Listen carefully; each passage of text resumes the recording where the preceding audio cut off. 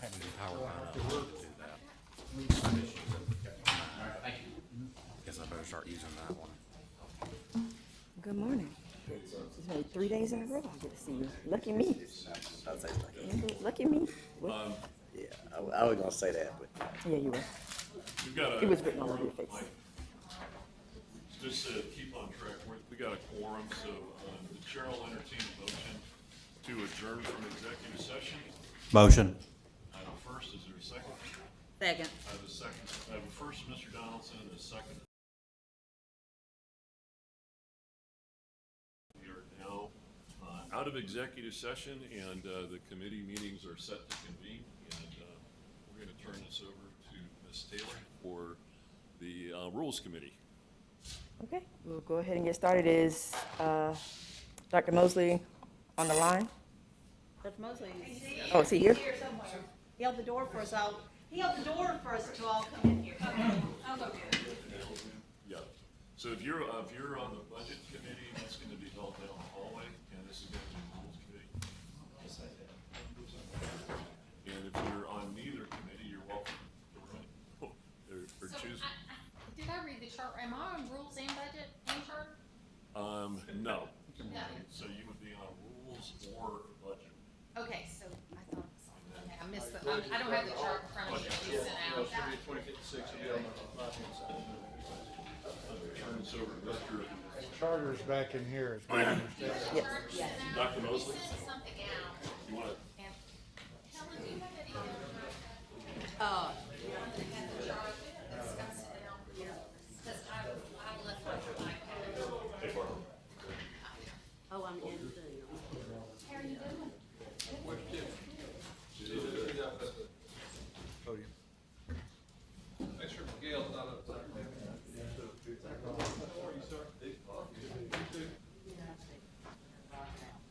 you're welcome to sit anywhere you want. Good for rules? Yeah, I set budget up. How are you, sir? Good. How about yourself? Good. Both the chair. You writing reports for John now? Yeah, he said he can't be in two places at one time. I found that many times. I don't understand why not. It's been a interesting couple of weeks. Absolutely.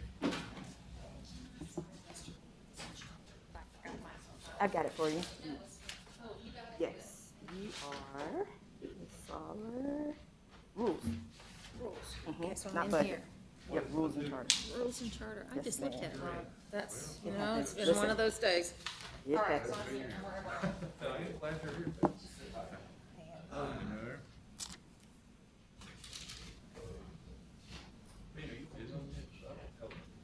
Yes, sir. Be glad. I'll be very glad. We can. Yeah, I suspect so. And It's been really hard, you know, to confront. Rules Committee. Calling to order the Rules Committee. Welcome, everybody. And Miss Tiffany, you're on stage. Okay. The first item on the agenda is request for approval to post the math standards, the Georgia's K-12 math standards. This item is being requested to post for 30 days public review and comment. In August 2019, Governor Brian Kemp and State School Superintendent Richard Woods announced the review and revision of Georgia's K-12 mathematics standards and outlined their commitment to the best set of academic standards for Georgia students that will lay a strong foundation for fundamentals, ensure age and developmentally appropriate concepts and content, provide instructional supports to set our teachers up for success, protect and affirm local control and flexibility regarding the use of mathematical strategies and methods, and prepare students for life. Georgians have been engaged throughout the standards review and revision process through public surveys in which 14,000 Georgians participated, and working groups of educators who came together to craft the standards. In addition to the usual standards review process that includes educator working groups, surveys, and an academic review committee, this review included an additional avenue for Georgia citizens to engage and provide input. The Citizens Review Committee was composed of students, parents, business and community leaders, and concerned citizens from across the state, and the committee provided a charge and recommendations to the working groups of educators. Also, more than 200 mathematics educators with varying levels of experience and representing each sector of our state were involved in the process of writing the standards. The recommended standards revisions were shared with the Academic Review Committee, which is composed of post-secondary partners, age and development experts, and business leaders, and the Citizens Review Committee for final input and feedback. If approved, these revised standards will be posted for 30 days public comment. The projected date for implementation of the standards, if approved, is school year 2022-2023, after a year of teacher training and professional learning. Thank you. Does anyone have any questions, comments? I'd like to say something, Mr. Chair, if you don't mind, with that. Again, just to give you a little bit of background, this has been ongoing. We initially were looking at probably doing some of the preliminary things that Ms. Taylor had kind of talked about, the teacher prep, the PLs, during this school year. It was decided that we would postpone that due to the pandemic. Again, and I would even say that we were hesitant to really unroll anything out during the pandemic. I know we've had, I think we'll be mentioning the health standards and others, just because of a lot of the questions here. But with these standards themselves, again, as was mentioned, I mean, we've had roughly over 200 math teachers involved with it. There are enough significant changes within that we are going to have to adjust the testing as well. A lot of that, of course, will take place in this year. During this, again, this is not for adoption, but this is just a posting so that we can hear from others across the state. There's been a lot of input with that. I think you have had, for the large part, the bulk of everything that had significant change for about 2 months thereabouts, and I think there were some odd-end, math classes that were on the high school area, but they're, very minor in changes that, we were presented last week with that. Higher ed, again, having some conversations with them as well. They feel very confident, especially with the high school topics. Again, I did talk with Dr. Tristan Dentley on that, and we're trying to see what our students will eventually need when they transition into the university system as we continue to move forward. And then also with the TSG to make sure that we're aligned with them. We are having discussions with the military to think about future our future students there. And of course, things such as our kids in 8th grade, a lot of them are also being exposed and taking high school classes at that age. But so far, like I said, things have gone well. A lot of great feedback that has been presented. These have been looked at above and beyond. And so I think it's been a good process, and one that I support. With here looking at the students, or at least looking at feedback from the people of Georgia. But I would say that I think it's unprecedented that we do have our teacher working groups, our academic group, and now a citizens review group that they have come out and support. And I think trying to get these different groups aligned and supportive of this measure, is pretty remarkable in itself with the unique perspectives that we have. So that's kind of where we're at with that. And like that, I feel like we're in good shape across the state. Thank you. I know a lot of work's gone into this. Helen, do you have something you want to say? I do, and I hope this is understood in the way the intent is. Back in January, February, and March, when and Richard, we didn't find out, other than in the first meeting, it was on the TV that the Citizens Review was meeting, and then we found out that there was a meeting for the standards. And we were having a meeting here. In the 15 years that with standard review that I've been working and aware of, there was always in a group, we had a great relationship with the DOE, because the state board is responsible for voting on the standards, but the DOE has to work together with the state board and with our teachers to pull together those standards for review. But that's how we, you talked about, we used to have a working committee, an advisory committee, and an academic committee. And the state board was offered to be there, and as those teachers came up here and were working, you could see the K-1 and 2 working together and moving things and having discussions. And so it was very much a lot of understanding of how to be an ambassador for what we were doing with our standards, so that when we got back to our districts and were asked, how are the standards going, we could do that. Unfortunately, with what happened here, was that we were sort of left out at the beginning. And then we got to the meeting and we asked if we could go to the standard review that was held in February and in March. And we did. Two of us went. But everybody else couldn't go. But because there was that non-disclosure with our teachers, we couldn't talk to them. They couldn't go back to their districts and talk. So it's all been kind of sitting there since January, February, and March. Then DOE put a halt on it and said we weren't going to do the standards anymore. I love what was going on, but it was like, once again, I got to go, nobody else got to go, Leanne and a half a day, but it was, people needed a little bit more time in being able to go. And the same thing with the Citizens Review. This was January, February, March of 2020. In January of 21, it was brought to our attention that the standards were going to be brought up and presented. Lisa and I actually asked, can we see those standards, because we care. We just wanted to see what they looked like, and if there were any thoughts or things that we could talk, as we normally do. When you have things, we usually send it to Tiffany and say, hey, these are some things that we have gotten or collected, take a look at them. But we couldn't do, she and I could only share because it was at that time a document that you didn't want to go out.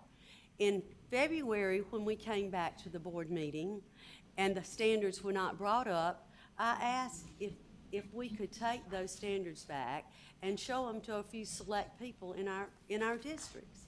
I say this because that has been a standard operating procedure with our board and with DOE, like I said, for 15 years. The more people that saw it to vet it, the easier it was for us when we got calls from our people about them to answer it. And when we put them on to post, there wasn't any unintended consequences or a lot of letters like we're getting back today, because people have just found out that these standards are there. And like I said, the teachers, 200 teachers was great, but they couldn't share anything. So now we're getting things, and I'm going to give you a bunch of things, Tiffany, that you can have to look at. But I think that is what is hard to deal with when you're asked to vote on something and really be a part of something. And there was nothing, January, February, March, then January 21, we could only look at them. February, we got to take them to a few people. Well, I got some great things. It's not that I don't think the standards are great, but I think what is happening, we don't understand what vetting and having a lot of people in policy. When there was rules, you'd send it out to Gail, you'd send it out to other organizations, say these things are coming up. Same thing with our teachers in groups, mathematics teachers in the school. Nobody has seen that but this group. And so I represent 186 schools, and I've gotten several comments. Everybody else, I'm sure, are getting these today. We got a big one on geometry. I think that the alignment was good, and I think that the clarity that was offered to the standards is good, and the element that is in there is good. But for us to not have a chance to have a great conversation so that unintended consequences don't come up, I think that hampers what we can get in the best of these standards. And we're going to post, and it's spring holidays, and you and I know, unless you do a massive request that people go online from the systems, we won't get that many. Why do we get 40-something pages of the health standard? Because you pull the standard for a month. We gave you what we were getting from our districts. The committees got back together. There were a lot of things that were coming in. You kept getting other responses, because everybody had the chance to view them. Now, I've looked at them, I think they're great to go. We aren't gonna have any unintended consequences with those. But I can tell you that a lot of my teachers said that the standards look very much like the same, but they did love that we added clarity, and that we added some resources and things. I think we call it, in the standards, we call it,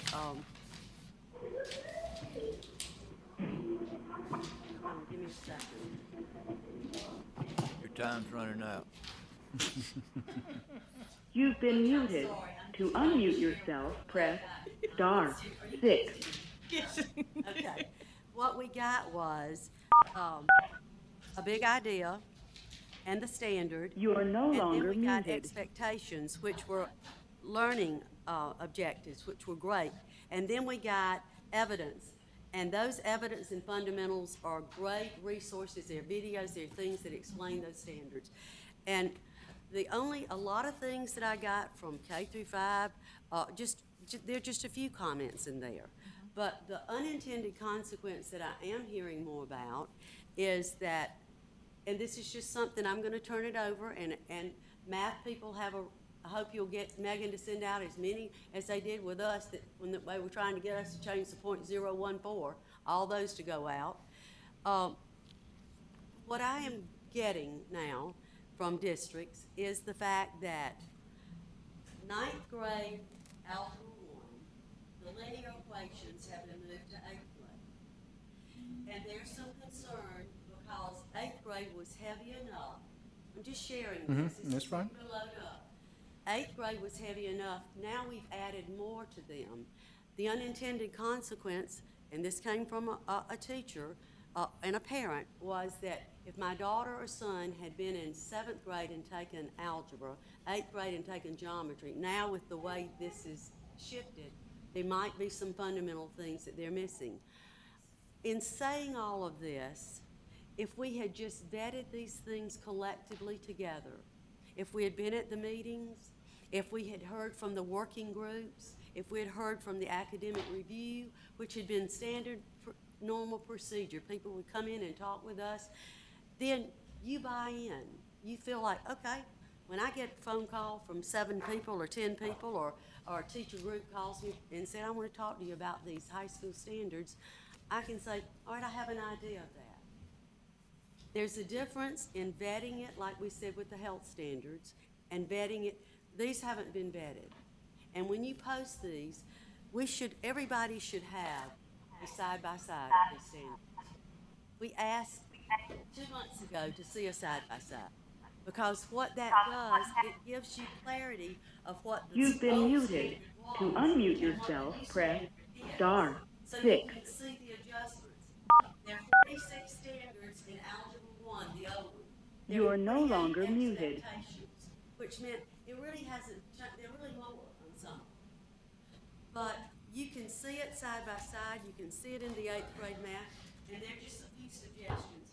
I'm just sad that, because I think this is one of our biggest responsibilities is to vote on these standards. And if you're not brought along and had the ability to look and review and understand with the people that you're representing, and they're asking you questions, then there's a big hiccup in what's happening. So now we're asking today to post these. All of a sudden, we got 16 high school courses. And I was there with these groups. I was there for 2 days, but I couldn't talk to them. I could just look and see what was going on, and the high school people are all in here. 200 people divided between 16 high school courses and 8 K through 8. That's a lot of courses, so you divide that between those, and you can see how it's divided down. But I wish that we could get back to what was the acceptable way that we all did this for 15 years, of being brought along, vetting it with the working groups, vetting it in the district so that they buy into what's going on, so that we don't get what we're getting today, tons and tons of emails from people. And geometry, asking, you should not post something and expect to have red line and crosswalk on a post. That's not the purpose of a post. I think that, looking at the post, the material, again, I go back to the point that the board was given opportunity to be at the teacher meetings. I mean, Richard, we were not. We were told, we were at the first meeting, we were having a meeting here. And then they announced the other meeting. And a lot of people can't turn on a dime. I actually could at that point. We were not told. We had to ask every time. Lisa had to call. You told us, it was said, don't show these standards until the Citizens Review Committee meets. So we didn't. And when they met, I asked you, I said, can I take it like we did before with these others? And thank you for doing that. Because I've got some great things to turn in for you to look at. But it was not. The only reason we got to be on that Zoom was that Lisa called, and it was 2 days before it happened. And the Citizen Review people, there were some parents, a lot of parents, some teachers, a lot of business people, and they were going, thank goodness we're getting rid of the old math, and we've got traditional math. They were talking about the algorithms. But where do the algorithms start? There's some misconception for them. We got rid of Common Core. A lot of the standards are no different than what we had. And I don't think they were Common Core in the beginning anyway. They were Georgia Standards of Excellence. They were just broad-based written. And what you did was listen to teachers across our state that for 6 and 7 years have been saying to us, give us clarity, give us resources that align with the standards, help us here. And you have done that, and I think that's an excellent job. Like I said, I'm just sad that we're at this point today, and we're getting these things, and it could all have been avoided if at the very first of this, the board knew.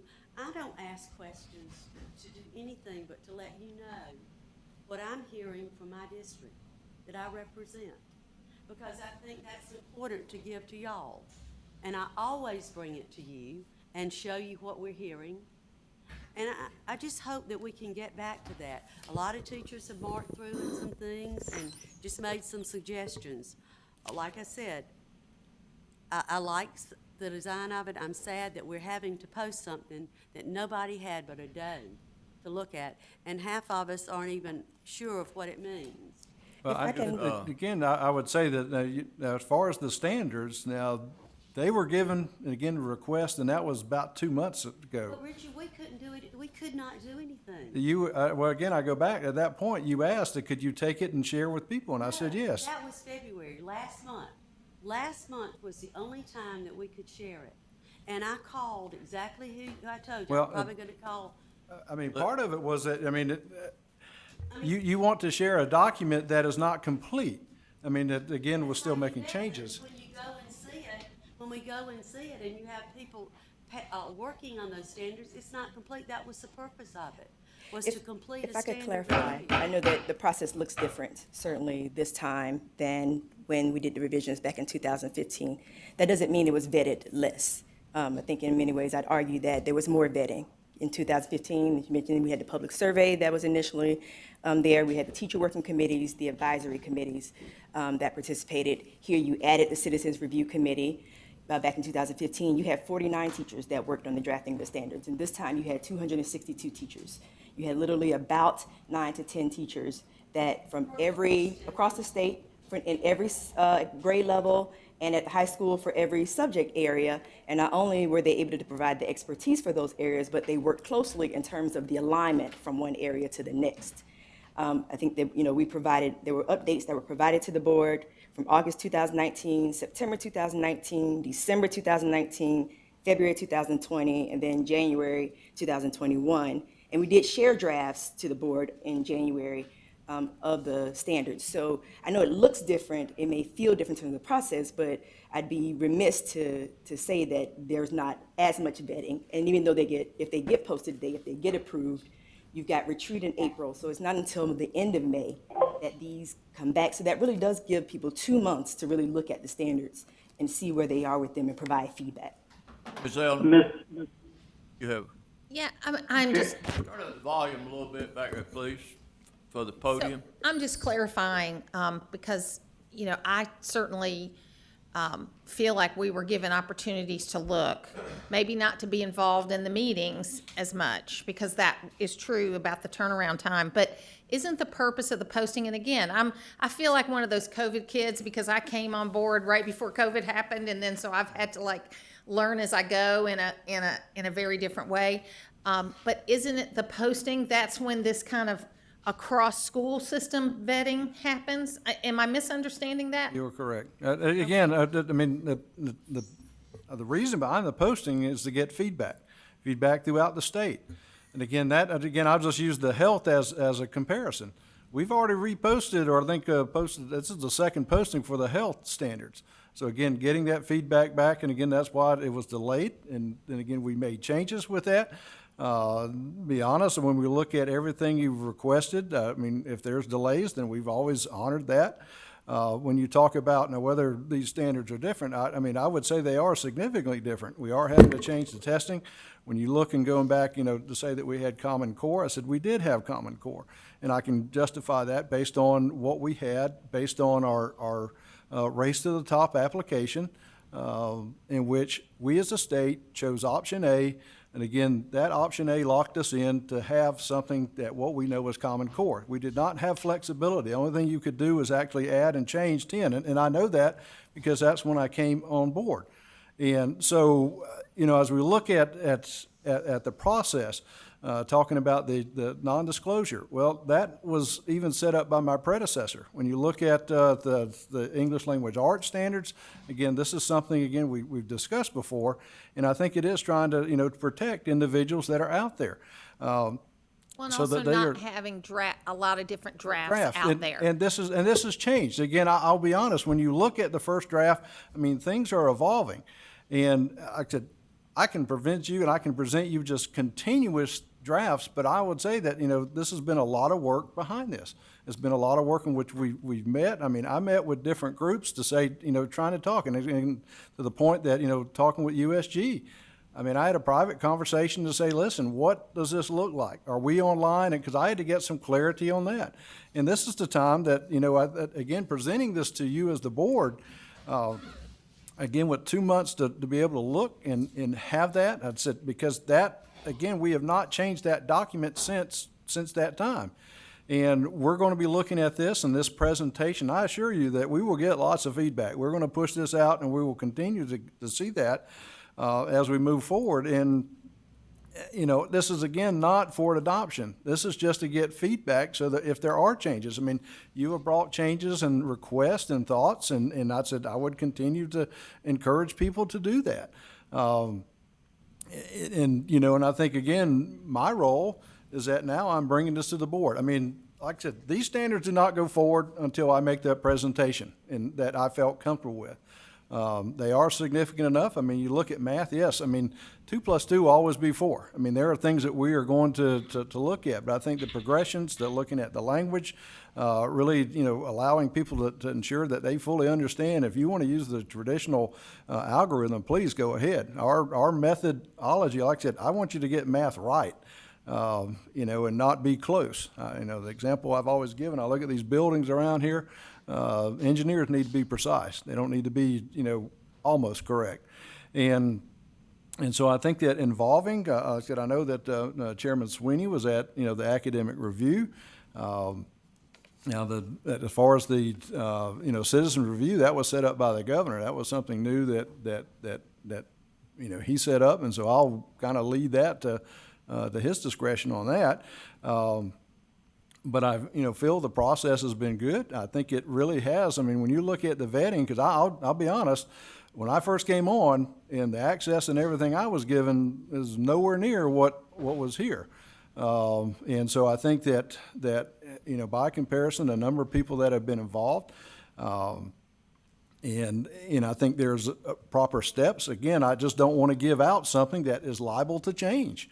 I wasn't asking to give it out to vendors or companies, but the non-disclosure in the 10 and 15 years, we never had a non-disclosure that because we worked on them. We saw it, that said your teachers could not go back to their school and talk to their superintendents or their colleagues about what was going on. That's how you collectively filter things out and come back with ideas. That happened this time. I'm trying not to be critical, Richard. I'm just trying to tell you that if we had done up front with what you're talking about, this vetting like we did with health standards, we probably wouldn't be getting all these things from people today that have just seen them. That would already been cleaned out, and when we got ready to post, it would be minor things. That's just what I'm saying. When you came in 2015, we had changed. That was when the big, across the street, 250 teachers were going, don't change those standards. So what we did was, we got our RESAs to come in. That was an order from Governor Deal at that time to look at the standards. Look at language and math and the tenets of social studies. That's where we came up with Georgia standards. What happened was, every RESA had a place that teachers in K through 12 in high school could go in and change the standards, and if they wanted to throw them out or move it. That's what you got. But like I said, for 5 years after, we were talking to teachers. We had them at our retreats. What can we do to help? And you have done that. They asked for the clarity. They asked for the content. They love the videos. I'm not saying that they're things bad. I think they're good. They've asked. You've made your point. Let's move on. Okay. I know you're unhappy. I'm not unhappy, Butch. That's the thing. Dr. Moses, we do have to. That is. We understand where the difference of opinion are. I think everybody here, and if you want to, vote it down. I'm not unhappy. I'm not unhappy with this. I think it's important, if I hear from people in my districts, to let you know. I think that's a responsibility in the law. I agree with that, So- but you've said that over and over again. We've heard it. Great. I'm fine. I'm not unhappy. All right, and pardon me, I respect your opinion. I don't want you to know that. I respect everybody's opinion here, but when something's said, it's said, and let's move on. Now, are there any other comments? I think there are two comments from the Mr. citizen. Swain, did you have a comment? Well, actually, I hadn't even taken into account that there's going to be a little bit more of an extended beyond 30 days. I think that's a good thing with regard to the feedback. And then secondly, in this health standards review, what I've noticed is that there has been some openness with regard to suggestions and recommendations. And with regard to that, I mean, at what point in time, I mean, so we're going to have this 30-day window, from a posting requirement. So when something comes back to you and you make any changes, what happens in that regard? I mean, do we move it down the road, and is that another 30-day posting? How does that work? I guess it just depends on how much response we get. I mean, we think it's critical, again, as mentioned with the health standards. I mean, there were times in which I was ready to go forward, but I, have listened, in which there were comments that were, requests made by the board. I honored those requests and made that, and that was even outside of public comment. So, I'm listening to all parties of what that looks like. I think that, what I've asked, I think Mr. Jones, and again, we continue to move forward, I said there may be some things in which, as we look and monitor these questions, people may say, why was this done? Such as with the algebra or the geometry, and, because those were questions I had. I think that it would be relevant to have a frequent, ask question, section that we update and say, if people have questions about why was this done or X done. Because, again, I'm not a math person, but I am kind of curious of why things were moved or shifted, or why are we seeing perhaps algebra or geometry in algebra, or why is algebra appearing in geometry? What is the scope and the sequence and referencing? And I think that will help, and that's what I've asked, that we do that and provide that during the session. We will continue to look at this, and be honest, if we get that and we say, okay, there seems to be enough significant changes or requests or feedback that would warrant us to stop and not proceed, then we will pull back, look at the standards and what we have there again, And then once we get to that point, then, we repost. So, as I've shared with people, from day one, I said, I am not on a timetable with this set of standards, as with any set of standards. I said, my job is to make sure we have the very best that we can offer for our students. And that will continue to be the commitment. I think right now is a time in which we will have feedback. And I encourage everyone, again, that's, to the board as well, that you continue to look at. We already have, some initial feedback that is being brought. But this is just, again, to let people, to hear from the state of Georgia. Because we will hear, just as we did with, from our practitioners, but also our parents and, and everyone. So, that's where we are as far as, what we will foresee and, the path we'll take. But, right now I feel, comfortable with presenting these for posting.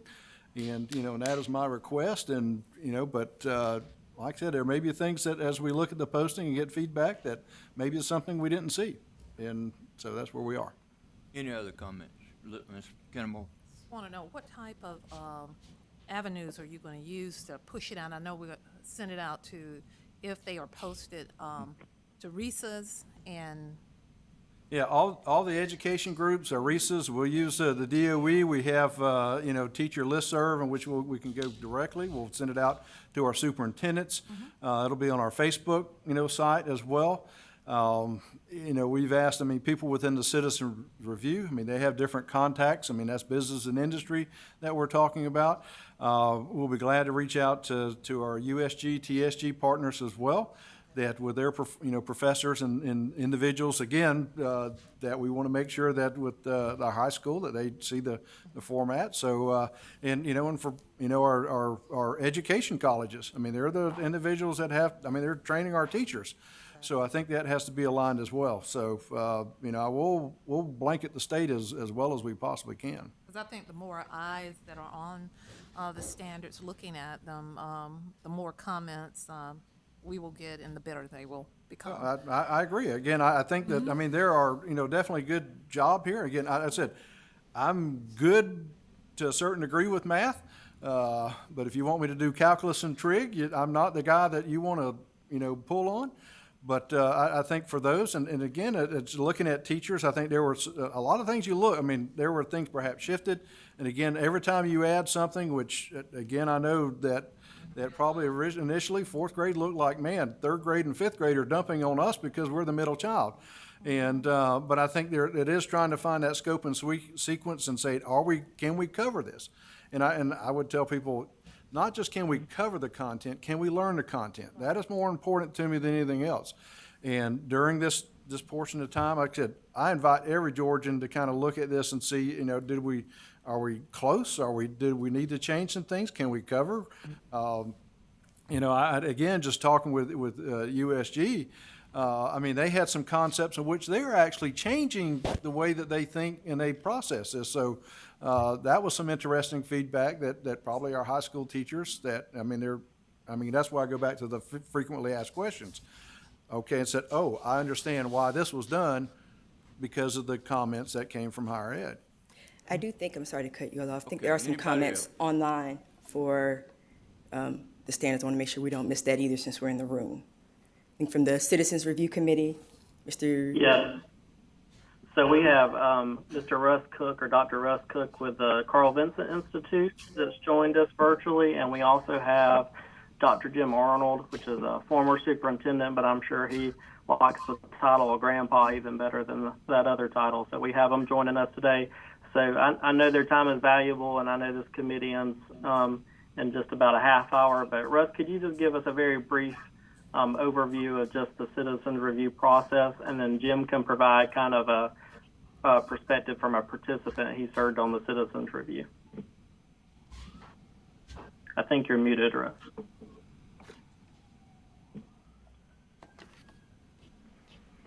Perfect. Thank you. Thank you. I'd be glad to share our work with the Citizens Review Committee. We met December 6, 2019, and the purpose of that meeting was, first of all, to give an overview of the process so they thoroughly understood how we would be moving forward with the not only the Citizens Review Committee, but the Academic Committee and the Working Committee of Teachers. We also talked about the mathematics survey and gave background information on how the survey was constructed. And so each item along the way, we wanted to provide insight into why we did it and where we were with the process. So that probably took a good orientation of about an hour and a half that morning to build a good background. But the whole purpose of that meeting was to review the mathematics survey. As you know, there were some 14,000 responses to that survey, and we divided the committee up into groups to take a look at the responses of the parents and teachers. We had a K-5 group, 6-8 group, Algebra 1, Geometry, Algebra 2, and Pre-Calculus. And the methodology for that was to look at each of the response areas and ask the committee members in those subgroups, what does the data suggest and what are assumptions your group can make? And so we did that with the teacher responses, parent responses, and then after making summary information about that, we asked our committee members to look at the key findings of the stakeholder survey that was provided on the DOE website and to give us feedback about that. And then finally, we had a summarizing activity to provide themes or key points that each group had about their particular content area that they were studying. We then had, the carousel or wisdom walk where everyone had an opportunity to then visit the different stations of work, ask questions, add to it, and work through it. The last activity we had for the day, we asked the committee members to identify with whatever stakeholder group they wanted to identify, parent, student, business, government, or educators. And we posed the question, thinking about preparing students to apply mathematical knowledge beyond high school graduation, list observations you would want the working committee of teachers to know from your stakeholders group perspective. So we spent a good bit of time formulating information there and compiled that. Then post-meeting, if there were any other reflections the committee wanted to provide, they were to provide that to me, which I had several who did, and we included that in the appendix of the report. So we've got a pretty comprehensive report that captures the information that day, and it's available for anyone to review. I'm sure it's somewhere on the DOE website. Then, of course, we had to let the working committee of teachers perform their work, and when that was completed, we convened the committee again in January of this year. And the purpose of that meeting was to take a look at the standards, or at least the proposed standards. And the committee members were given those standards in advance to review. And when we convened the meeting, we had 3 areas to take a look at: K-5, 6-8, and high school. And we set that meeting up so that all the committee members in small groups would have opportunity to vet K-5, 6-8, and high school. And we asked 3 questions, and we had 3 facilitators to work with them as we rotated in those groups. First, what are your impressions? Secondly, are there any clarifying questions that you have? And thirdly, do you have any feedback or recommendations? So we went through that process where facilitators took notes on each of those areas from all committee members. Then, the conclusion of that day, we asked the committee just to give us reflections on the whole group activity and takeaways that they had as individuals regarding the proposed standards. And so that afforded opportunity for a lot of discussion, and our facilitators took copious notes to capture that information and all of that information is in the report that we provided. So that's the process that we went through to get feedback from the committee. There were, again, further comments needed to be made post-meeting. There's always that reflection time where folks say, oh, I wish I had thought of something, and they did, and we include that in the report as well. And so, Jim, I know you were one of our committee members, and so that's from the facilitator's perspective. I'd be interested in getting your reflections as a participant in both of those meetings.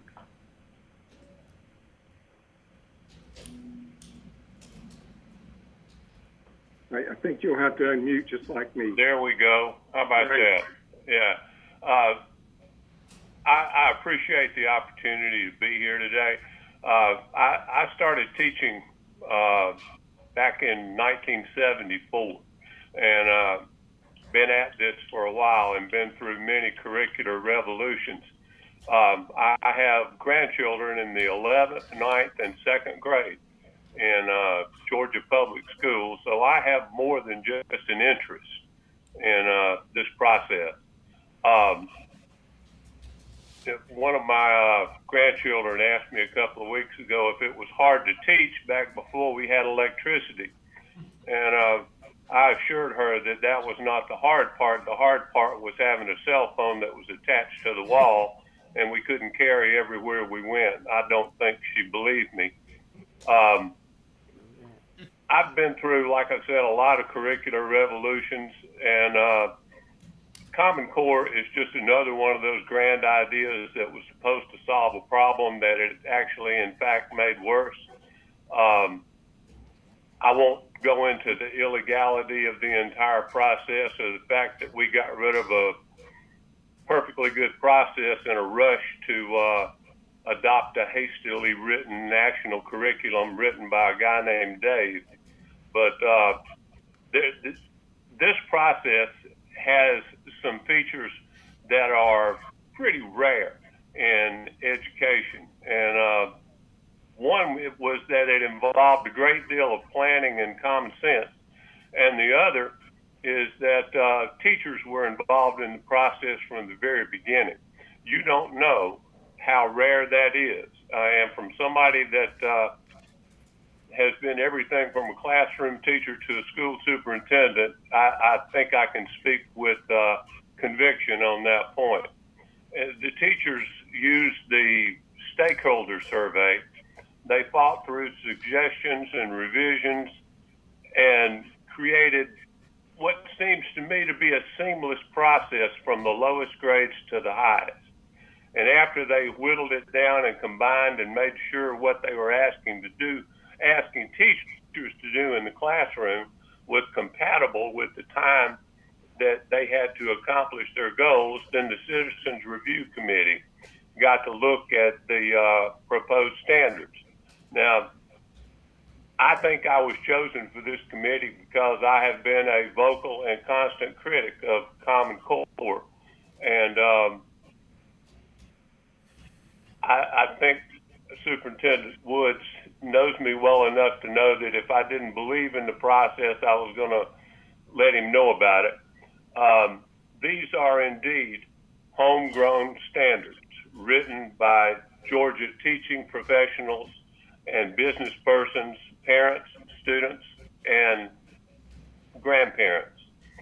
And I applaud Superintendent Woods and his staff for following through and doing exactly what he said he was going to do.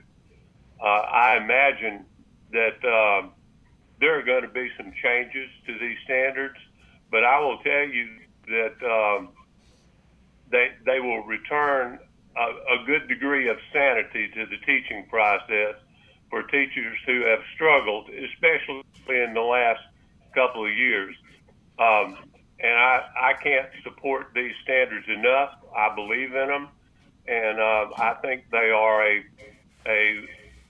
light years ahead of the standards that we had before. Thank you, Jim. Thank you, Russ. I'll hand it over back to Chairman Mosley. Dr. Mosley. Okay, Am thank I you. allowed to compliment? Sure.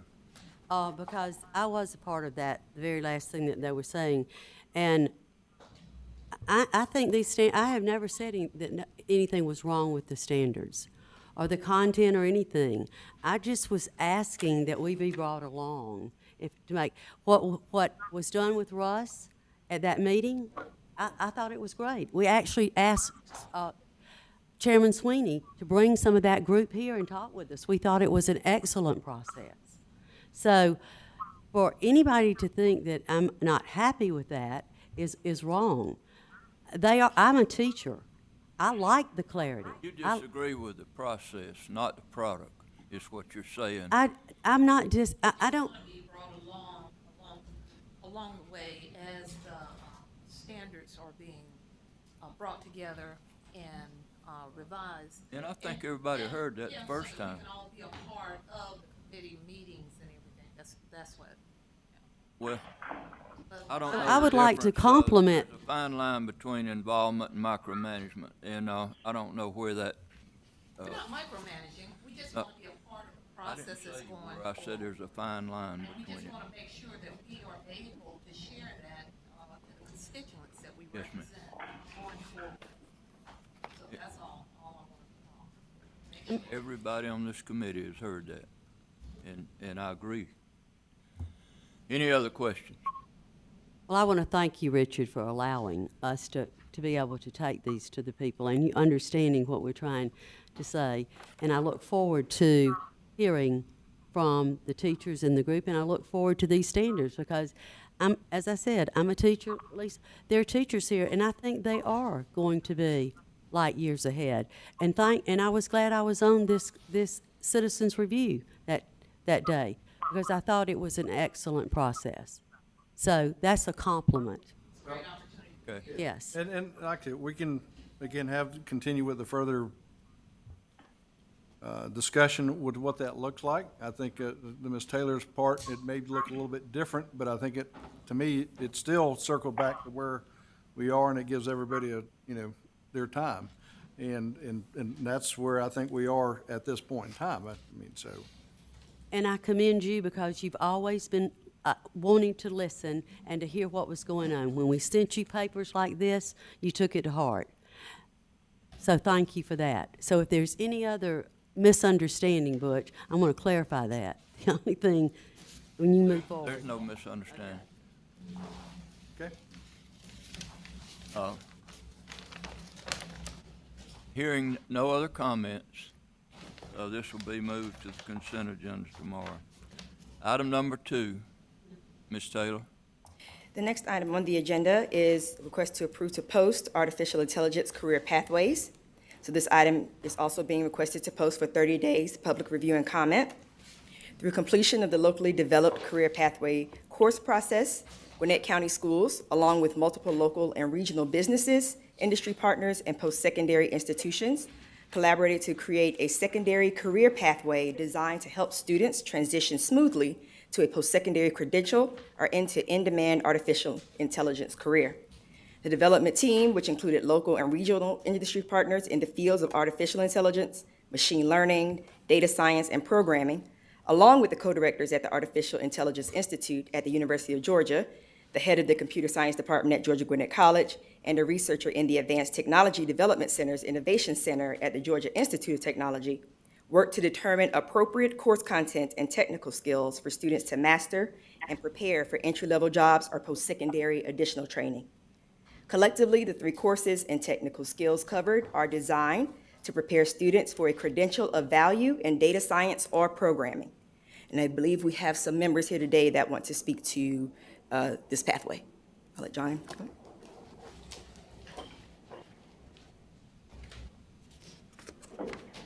Thank you, Tiffany. Thank you, committee. Under the leadership of Dr. Barbara Wall, State CTA Director, we are working to create and to deliver career pathways locally to meet local workforce and economic development needs. I have Mr. Tim Hemans, CTA Director from Gwinnett County, who Gwinnett is wanting to bring this forward as part of their high schools and moving forward, and Mr. Hemans would like to speak to you for a moment, along with an industry representative and a post-secondary representative. Tim? Good afternoon, everybody. Hopefully y'all can hear me okay. Thank you for the opportunity to speak with you all this afternoon. As John said, I'm the Executive Director for Academies and Current Technical Education here in Gwinnett County Schools. It's my pleasure to bring these three classes in front of you today and to talk a little bit about the process. Today I have with me Frederick Meyer from the University of Georgia, who's the Associate Director of the Institute of AI, and Mr. Lenny Isler from Hewlett-Packard HP, who's the Business Development Manager for Data Science and AI. Through our studies here in Gwinnett, we really have a focus on trying to prepare our kids to be future ready. And we know that in the ever-changing world of technology, whether it's computer science, whether it's artificial intelligence, those are going to be skills that we need for our students to have in the future. One of the big areas of focus that we've really looked at is the student that's starting kindergarten now. What will the world look like for them in 16 years? And we feel as if, in partnership with our business and education community, that these are skills that they need to have. So we're presenting three different courses in this pathway: Foundations of AI, Concepts of AI, and Applications of AI as well. When we look at artificial intelligence, we're really focused on what we've come up with for the AI-ready student, 6 main buckets, which revolve around programming, data science, mathematical reasoning, creative problem solving, ethics, and applied experiences. So in conjunction with our business partners and our post-secondary partners as well, we are able to come up with a real good look at the comprehensive outlook for our students to really dive in a deep fashion into what artificial intelligence is, to prepare them both either for directly to career and or post-secondary opportunities. I'm going to turn it over to Frederick here just for a moment and let him give a little brief connection to you in regards to how this fits in with the post-secondary options currently at his institution. Thank you. Can you hear me? Yes, sir. Okay. Hi, I'm Frederick Meyer. I'm the Associate Director of the Institute for Artificial Intelligence at UGA. And we've been talking with Tim and others over the last several months about what should go in these courses.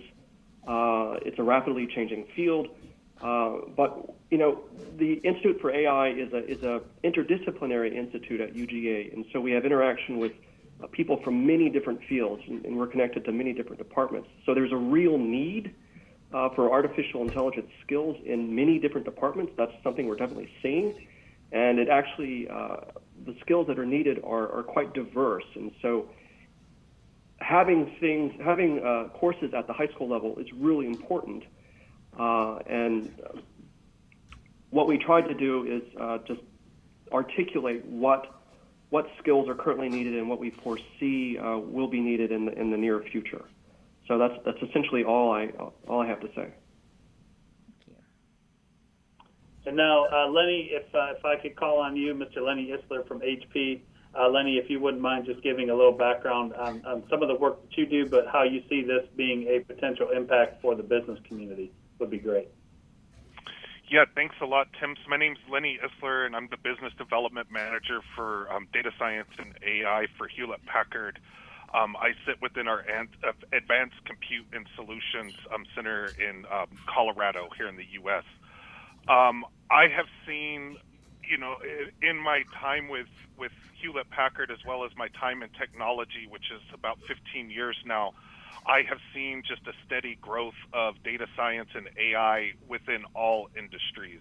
And a lot of what my job is now is helping a lot of these industries, grow their data science business and, grow data science within their business.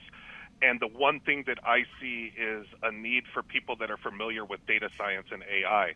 And in post-secondary institutions, I've seen a requirement, looking at like a group like Stanford, data science is required from a freshman and is a part of every degree path that you can get from Stanford right now. And I think starting at the high school level, and even as Tim said, even looking at, the kids that are in kindergarten today and what's going to be available in the next 16 years, data science and AI is going to be a part of most of that. A lot of us couldn't go a day without using AI. For anybody that's text messaged today and used spell check, that is a form of artificial intelligence that we've all used today.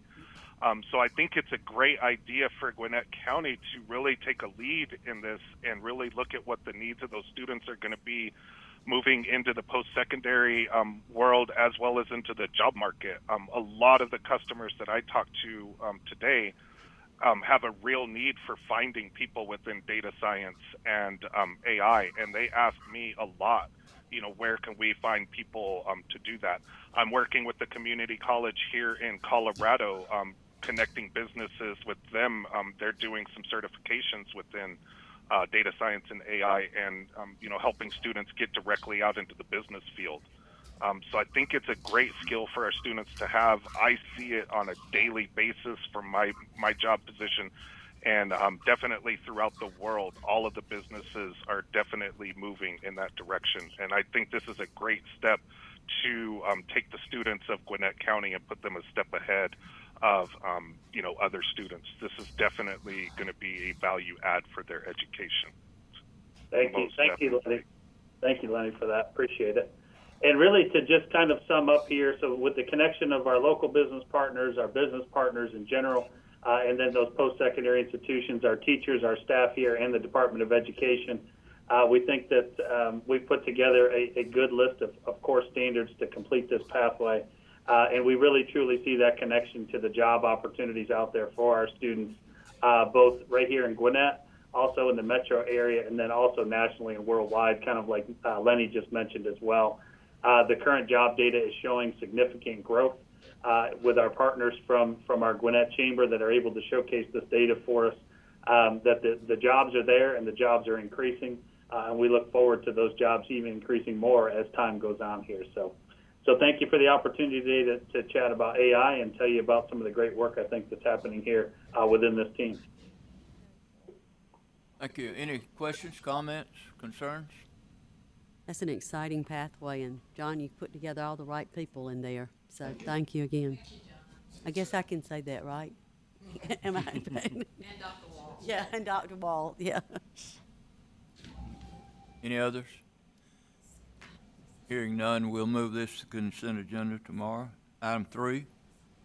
Item number 3 are the request to approve to post Georgia Standards of Excellence for high school computer science elective courses, Data Science 1 and 2, Introduction to Python Programming and Esports. Again, this item is being requested to post for 30 days, public comment and review. The State Advisory Board for Computer Science identified several areas within the discipline that would be valuable options for student exposure in high school: data science, esports, Python programming, and artificial intelligence. Working committees were convened to discuss the best way to engage K-12 students in the learning of the knowledge and skills necessary in these areas. And while the AI task force decided to start with the CTAE pathway, the other 3 committees decided a computer science elective would be the best place to start. Each task force was composed of representatives from K-12, higher ed, and industry who worked to develop standards that would be engaging to students and expose them to skills that would serve them in a variety of post-secondary experiences. In addition to supporting Superintendent Woods' goals that our standards expand educational opportunities that engage learners and ensure the relevance of learning, these courses also align with and support Lieutenant Governor Duncan's goal for Georgia to be the technology capital of the East Coast by having a workforce that's educated in coding and computational thinking. Thank you. Any questions, concerns? Tiffany, do we have some Comment? districts that have already called about this? Is this what brought it on the forefront? We have, I know Brian has been working with a lot of districts and a lot of teachers that have talked about utilizing these courses. And I would say this, I believe we had e-gaming, is that correct? Esports. Esports. That's already in the Georgia High School Association, so I think it builds upon that and probably one of the fastest growing sporting events that we have, so. Well, I would just add one thing as someone who went back to school at 56 and I'm getting my master's degree on May 14th. The data science portion of this is so important because it is, you know, for old liberal arts folks like you and me, Richard, we didn't do that kind of stuff, but everything, including liberal arts majors, is going to have a data science component. So this is really being ahead of the curve on this. So this is good. And that does align with the math standards as well. That's one of the things we talked about with USG and kind of the transition that they're making. So it definitely falls hand in hand with supporting that. Thank you. I would say, this is Lenny from HP again. I will say that as I talk to data scientists around the world, more than half of them are gamers. So I would say that putting those two things together and looking at it like that is very spot on. It's what I see in the market as well. Thank you. Hearing no other comments or concerns, we'll move this to the consent agenda tomorrow. Item 4. Item number 4 is adoption of the Georgia Standards of Excellence for the Health Standards. A formal review and revision process was conducted for K-12 health education Georgia Performance Standards. This process began on May 9th, 2019, and included input from teachers and Georgia stakeholders, and revisions and review from working committees, advisory committees, and academic review committees consisting of teachers, post-secondary staff, business and industry, parents, and instructional leaders from across the state. The draft standards were most recently approved by the board at its February 18, 2021 board meeting for 30 days public review and comment. If adopted, a timeline for communication, educator professional learning, and resource development will follow the adoption of the standards, and the projected date for implementation is school year 2021-2022. Thank you. Any questions, concerns, or comments about our revised K-12 health standards? I just want to say, Mr. Chair, thank you, Richard, and Dr. Dooley and Tiffany. Thank you all so much for listening to the comments from our constituents and making the necessary changes and all. I wanted to find out about the feedback that you're getting, that you got from the survey online. We had when we talked on the phone, had a question about the comments and everything from the survey. Is there a way to filter that to make sure that it wasn't from outside Georgia, or was there, no real filter and anyone could comment? So the filtering process for the comment, that we had option to select, obviously, sort of where in Georgia are what stakeholder group you served in within Georgia, as well as the county through which you were providing input from. Obviously, if you didn't follow through in that filter, then we couldn't determine whether or not you were, providing input from out of state or not. And even if you did provide the filter, that is obviously on the honor system, right? But we did have, to your point, there were an influx of comments that kind of came in later towards the end of last week, I think, and earlier towards the beginning of this week. And I think in the replies, or the summary that we provided you of the comments, you can kind of see what the general themes were there. But in terms of determining whether they were out of state, we weren't able to. And I would just share this. I mean, there was no recommendation brought to me to change any of the standards. So, what you were presented, nothing's been altered. And our recommendation is to accept the standards as they were posted last month by the. Good process. Very pleased with those standards. Thank you very much. Hearing no other comments, this will be moved to the consent agenda tomorrow. That one actually that'll be pulled for a separate vote. Yeah, that'll be a separate vote, Dr. Maxwell. That'll be separate vote. For a separate vote? Yes. Go ahead with item 5. Item number 5 is adoption of the Assessment and Accountability Amendment to State Board of Education Rule 160-3-1-.07, Testing Programs Student Assessment. So this rule is being amended to include changes to provisions of Georgia's statewide assessments enacted with the passage of Senate Bill 367, which was subsequently signed into law by Governor Kemp and went into effect on August 1st, 2020. The proposed rule amends the title of Assessing Comprehension and Communication in English State to State for English Language Learners to Just Access for ELLs. It clarifies that the Georgia Alternate Assessment shall apply to students beginning in grade 3 instead of kindergarten. It removes the requirement of the 5th grade social studies assessment in the Georgia Milestones end of grade assessment system. It removes all references to 9th grade literature and composition for required end of course assessments and replaces them with American literature and composition. It changes the title of Office of Student Achievement, OSA, to Governor's Office of Student Achievement, GOSA, and updates language related to titles for testing administration manuals. Thank you. Any questions, concerns, or comments about item 5? Hearing none, item 5 will be moved to the consent agenda. Item 6. That's also pulled for separate votes, sir. Yeah, yes, for final adoption.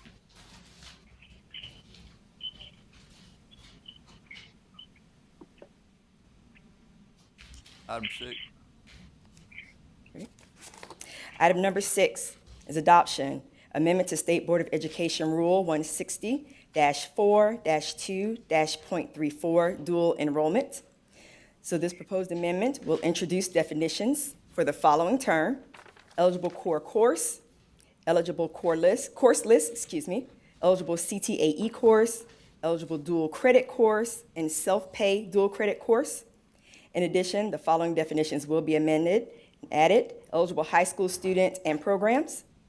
And these amendments are being proposed due to the passage of House Bill 444 during the 2020 legislative session, which was signed into law by the governor and also became effective on July 1st, 2020. Thank you. Any questions? Mr. Dr. Sweeney? Yeah, Comment? just a housekeeping matter. If you look at the agendas here, on our agenda for the committee, it actually does reference, like, for example, that decimal point before .07, before .34, and I think before the .32, but the primary agenda does not. It actually has missing that period before 07 and 34. So just housekeeping. Is this on assembly? Okay. Yeah, it's on assembly. Okay. You're missing it on, for the public hearing segment tomorrow. It's missing the decimal point designation for items 1 and 3. Okay. Thank you, Mr. Sweeney. Hearing no other comments, this item will be moved for adoption. Item number 7. Item number 7 is adoption, amendment to State Board of Education Rule 160-4-2.32, student support team. So this rule is being amended to incorporate the requirements of Senate Bill 48 from the 2019 legislative session, which include the development of policies and procedures for referring students in kindergarten and grades 1 through 3 for screening who have been identified through the response to intervention process as having characteristics of dyslexia, other disorders, or both. Senate Bill 48 requires the establishment of a 3-year pilot program to start this school year, 2020-2021, to demonstrate and evaluate the effectiveness of early reading assistance programs for students with risk factors for dyslexia. Each system participating in the pilot must screen all kindergarten students for characteristics of dyslexia and shall screen all students in grades 1 through 3 for characteristics of dyslexia who have been identified through the RTI process. Pilot systems must also provide appropriate reading intervention services and administer assessments to determine whether intervention services improve students' language processing and reading skills. These requirements become effective for all systems beginning with the 2024-2025 school year, after we've learned best practices from the pilot systems and our work with the experts and advocates in this area, and can incorporate them into a comprehensive and effective dyslexia policy that will guide and support our schools with this work. Senate Bill 48, though, also requires the State Board to develop a policy by July 1st, 2020, that includes certain factors: the definition and characteristics of dyslexia, identification of a list of approved qualified dyslexia screening tools, the process for referring students in K through 3 for screening and parental consent or decline of screening, a process for providing parents with information and resource materials regarding dyslexia, and a process for monitoring student progress after positive identification of characteristics of dyslexia. These factors are included in the proposed rule amendment and meet the requirements outlined in law. We've also worked with the varied and different stakeholder groups to address some of the questions and concerns related to the policy, both before we originally brought this amendment in June and prior to initiating again in February. And we recognize that additional details will be necessary for schools to implement these requirements. We do believe it best at this time to provide those details and guidance as we learn from the successes, challenges, and strategies of our pilot systems. we fully expect that this rule will change as we work to incorporate those best practices for dyslexia screening, interventions, and supports for all of our systems to utilize and follow. This rule was originally initiated at the June State Board of Education meeting and subsequently came back for initiation based on stakeholder input that warranted additional amendments. Thank you. Any concerns, questions, or comments on item 7? Yes, sir, Mr. Chairman. And a couple things as a point of order. I've got a little bit of information from some constituents that have been emailed to me. I wouldn't mind sharing with the board. I think I'm going to forward that information to the board.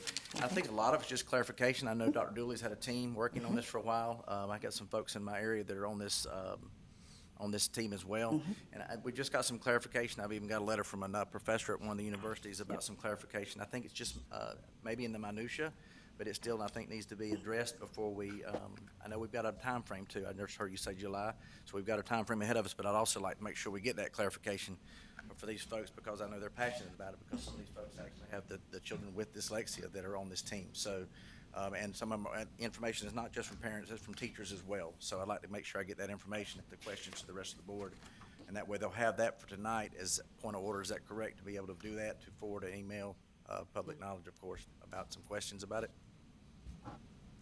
Anybody got a parliamentarian procedure on that? Is that okay? You can have a point of order. Imagine so. Yeah. Just want everybody to be on the same page. I don't think it's, again, I don't think we're going to get into weeds. I just want to make sure everybody's got some of the details that they would like clarified on this event. Is your recommendation Dr. we Dooley gonna- postpone this for a month? No, sir, because I don't think so because of the time frame we're on. I'm not necessarily saying that unless we've got even more questions tomorrow, sir. Maybe Okay, we could just gotcha. pull it for a vote. If I may, I think Yeah, sure. the appropriate thing would be to do is Postpone to for a actually pull that as a separate item for vote, so that allows you to have dialogue. It wouldn't be on the consent agenda. Okay, Okay. good. I know we have speakers tomorrow on it as well. Yeah. I know Well, we have a hearing. We have a hearing Yes. on 3 items tomorrow. So there's an opportunity for any individual that comes to go ahead and make their comments known. I think there's a couple signed up. Okay, I just want to make sure we had that on the floor, and I'll forward this information to you guys, and that way we'll go from there. Thank you, sir. Thank you.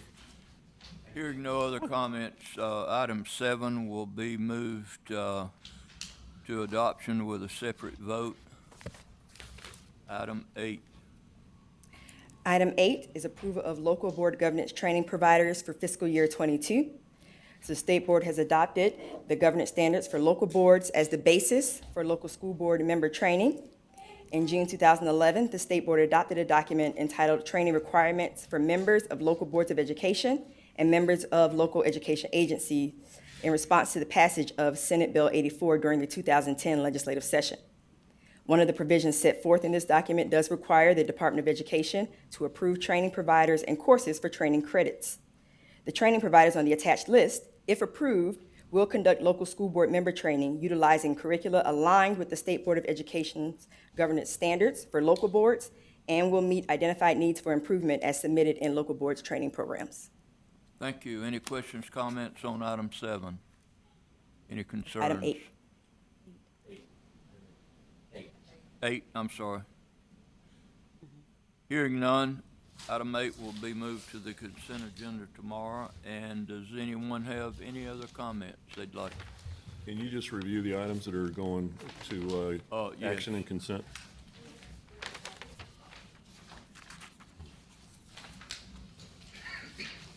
Items 1, 2, 3, 5, 5, 6, and 8 will be consent, and item 4 and 7 will be separate votes.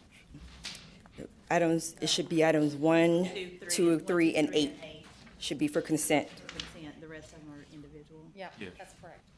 1, 2, 3, and 8. Then 4, 5, 6, 7 should be pulled for separate. Separate. Any other comments? Thank you. Thank you. Meeting adjourned. All right. Want to take about 5 before we get started? I don't know. We can jump in.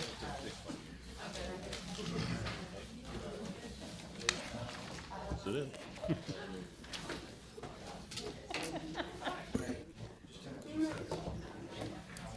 Trying to help you manage your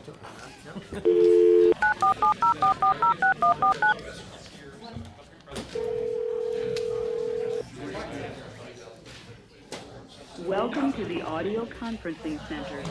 Please enter a conference ID followed by pound.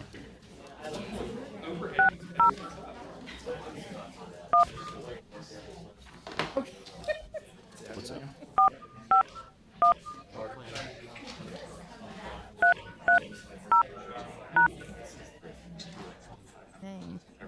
After the tone, please record your name and then press pound. Chuck, it's Rob. I thought it was you, Rob. You're now joining the meeting. Congratulations, I stay on the agenda. I'm like,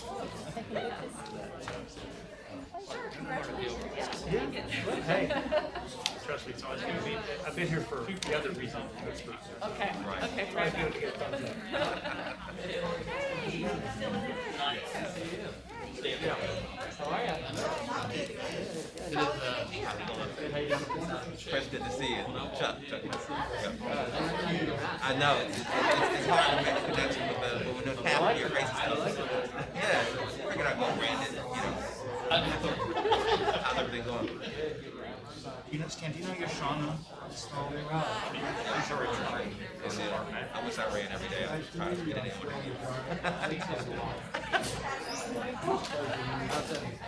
So how many attorneys do we have? Is this like a good turn enough to screw in a light bulb? I was afraid you were going to. Sorry. I mean, you could, given this year. I'm trying to do it. Yeah, this is scheduled. I'll try.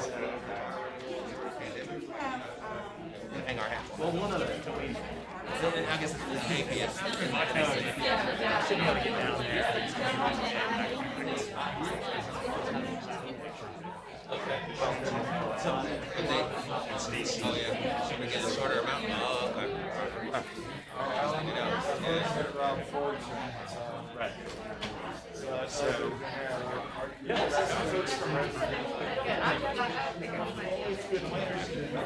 Any comments or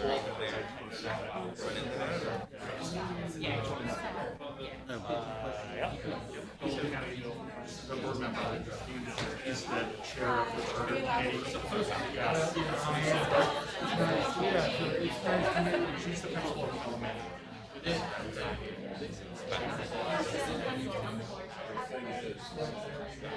And you're in the neighborhood? Yeah. Hard to say something. And We'll provide you. I got scripted. I have 4 agenda items, but I am trying to keep things moving, and I'm gonna have a lot of help as we do the committee. As we were just a lot of more shares on it, so we'll get through this and we'll take some away that I think will be real helpful. But go, Margaret, if you do want to speak, just come up to the microphone, so everybody that's not here is here to hear. You'll let him know when it's. William Strickland. So cute. Whatever. You gotta say that. Board treasurer.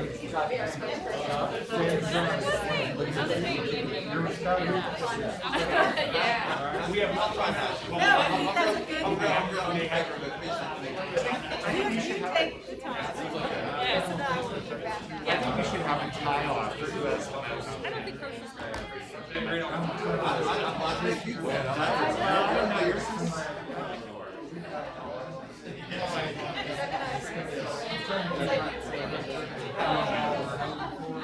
He's gonna do great. It's good to us.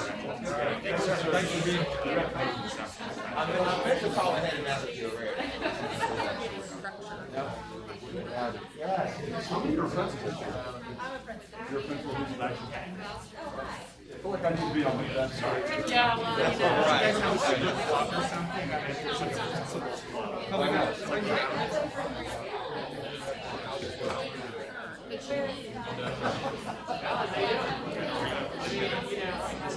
Is this the fantasy holiday? This is where my kids go to school. I'm great, by the way. I'm the board chair, executive director. I don't know. I know John Fredericks very well. You probably know him. Never met Josh Chamberlain. You're the treasurer. That's true. It's the dollars from the coin. That's right.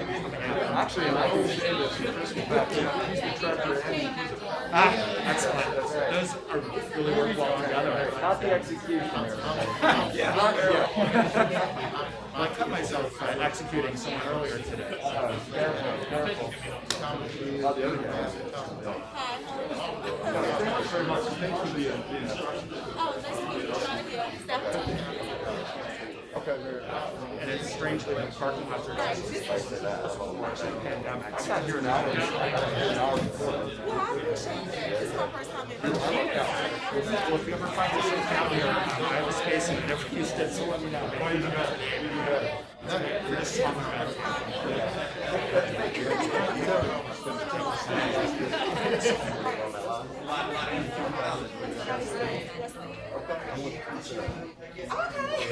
Yeah, my sister, she graduated from the side too. Look at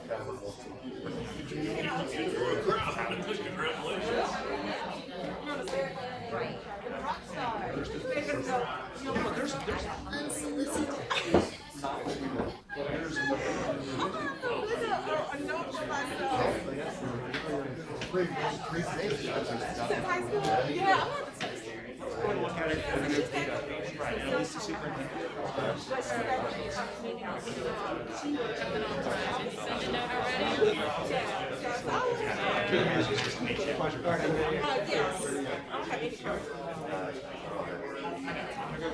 I have heard that too.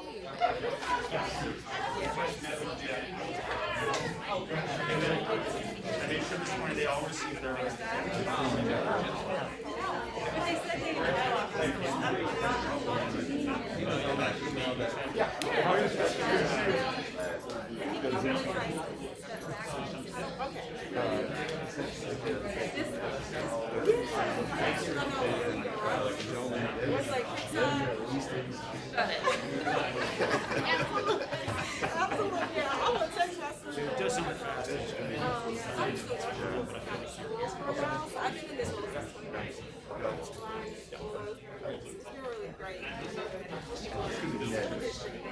He's going to be chair of this committee. He'll have the same chair for the year that he's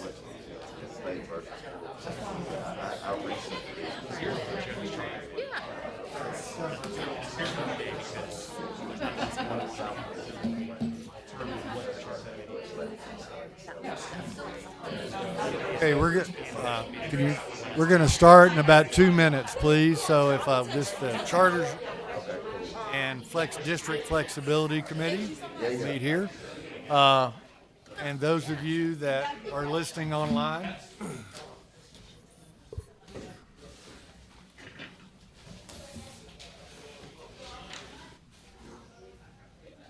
Sure.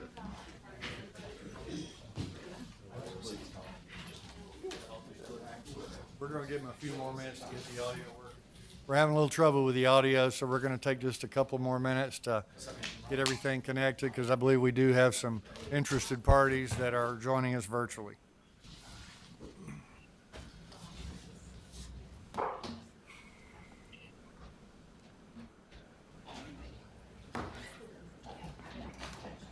Is now joining.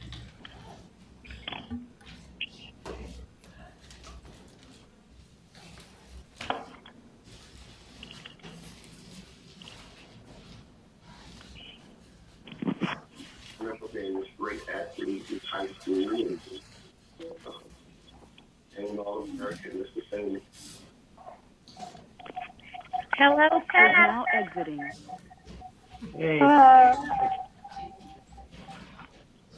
Those of you that are joining us online and virtually, if you could mute your phones for the time being, we'll give everyone that's a part of this committee or that's one of the petition groups an opportunity to speak briefly, and you'll have a chance to unmute yourself. But now, if you'll mute yourself, that would be very helpful. Thank you. Ready? Yes, I think we have everybody on now. We're ready to go. All right, good afternoon, everyone. My name is Stan DeJarnett, and I'm the 10th Congressional District Representative on the state board here.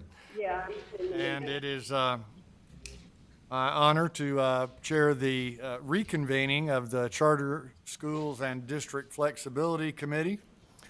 As you can see, we have a well-represented committee here with a lot of state board chairs, former chairs here, and so I'll be well chaperoned today.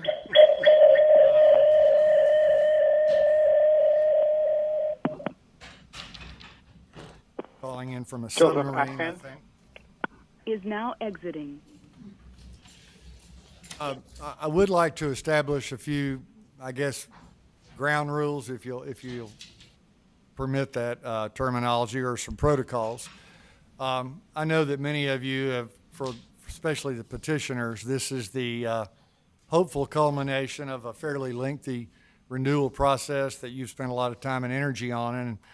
And if you're representing one of the charter renewal petitions today, we certainly at least want you to be recognized. And if you have a spokesperson that wants to speak for a minute or two to elaborate on the conversation that we're getting and the recommendations that we're getting from staff, we want to give you the opportunity to do that.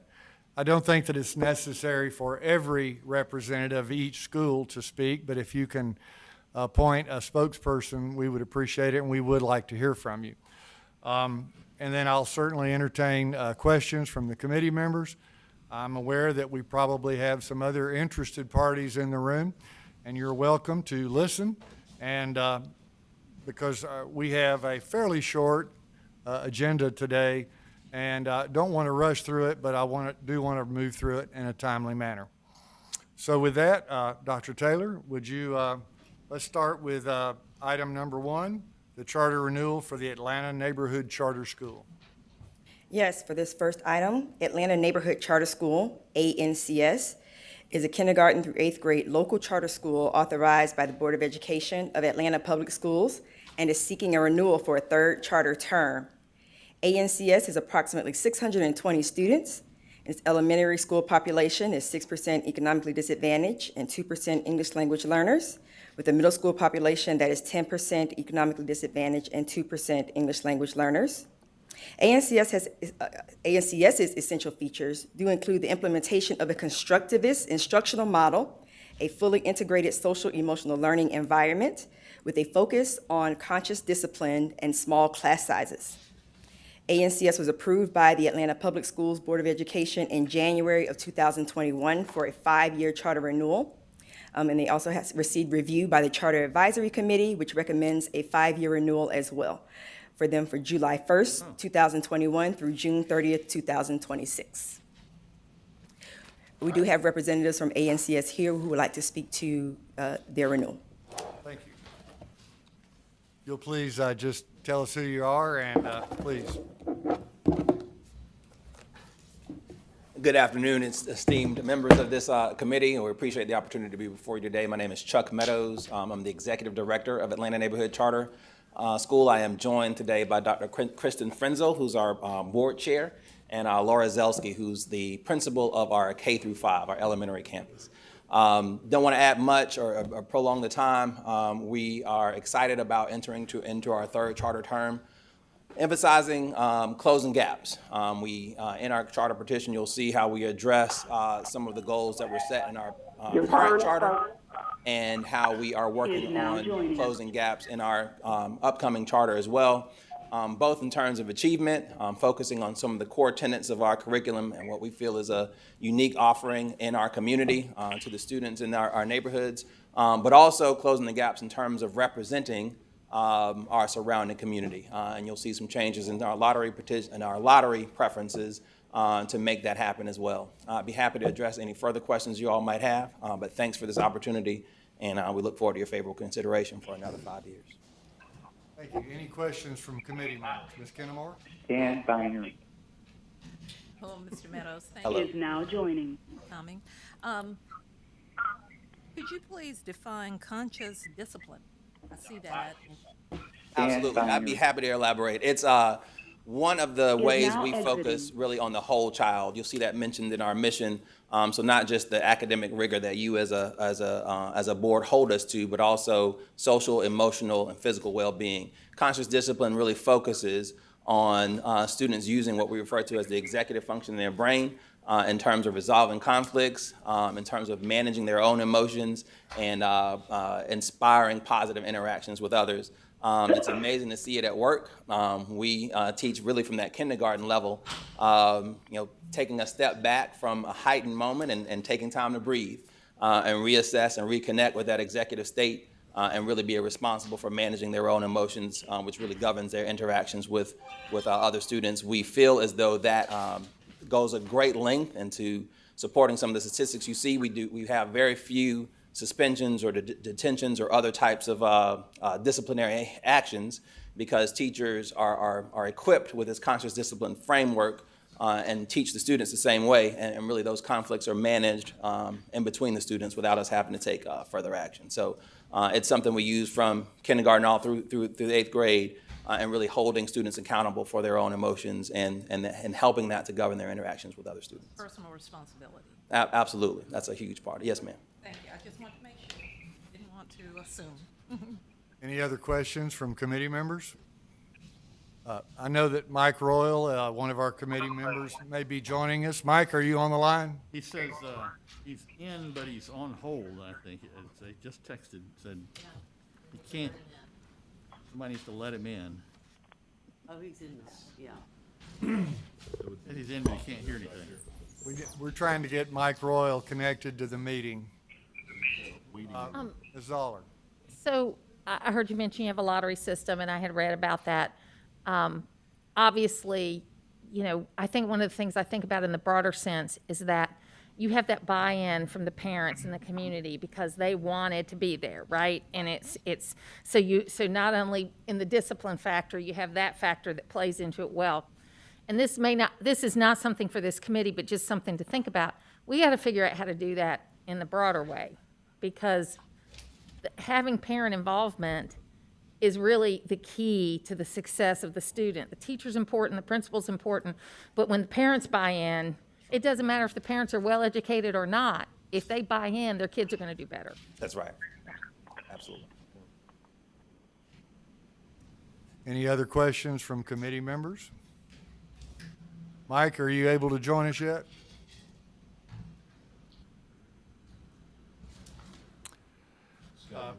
Scott, you want to call him on a mobile and see if we can hear from him that way? I want to point out that this renewal petition has been approved by the local Board of Education and also unanimously approved by the Charter Advisory Committee. And it comes to us with a recommendation from staff for approval. Okay. Let's give one more minute.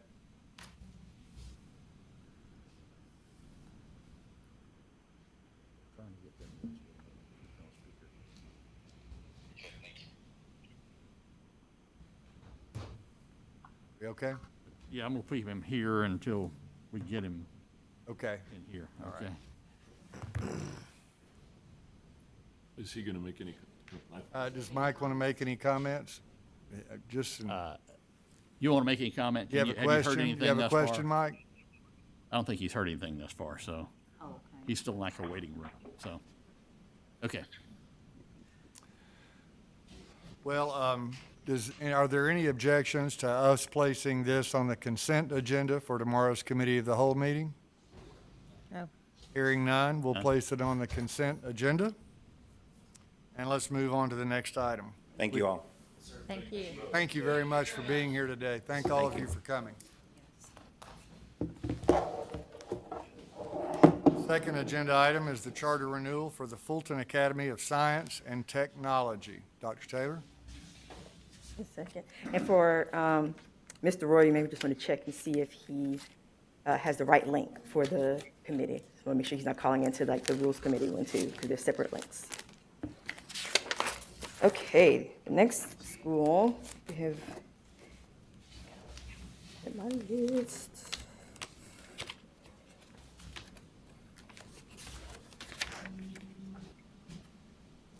Next, we have Skyview. Skyview High School is number two. Sorry, I think I'm mixed up. FAST, Fulton Academy of Science and Technology. So Fulton Academy of Science and Technology is another kindergarten through 8 local charter school located and approved by the Fulton County Board of Education.